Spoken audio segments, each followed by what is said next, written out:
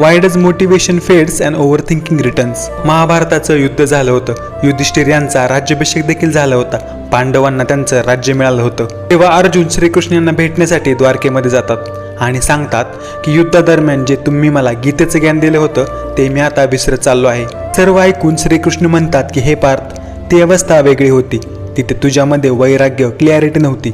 आता तुझं मन पुन्हा संसारामध्ये रमलेलं आहे. पुढे श्रीकृष्ण म्हणतात की ज्ञान हे फक्त शब्दांपासूनच नाही मिळत, ज्ञान मिळतं सिच्युएशन्स पासून. श्रीकृष्ण म्हणतात की मी तुला पुन्हा एकदा मार्गदर्शन देईल, परंतु ती गीता नसेल. आणि इथूनच जन्म झाला अनुगीतेचा. आयुष्याचं हे खूप मोठं सत्य आहे की इन्स्पिरेशन हे टेम्पररी असतं. आपण देखील अर्जुन यांच्यासारखेच तर आहोत. मोटिवेशनल व्हिडिओ पाहिला की मोटिवेट होतो, इन्स्पिरेशनल बुक वाचली की इन्स्पायर होतो आणि थोड्या दिवसांनी same fear, overthinking and directionless life. Problem हा नाही आहे की आपण विसरतो, प्रॉब्लेम हा आहे की आपण इम्प्लिमेंट करत नाही.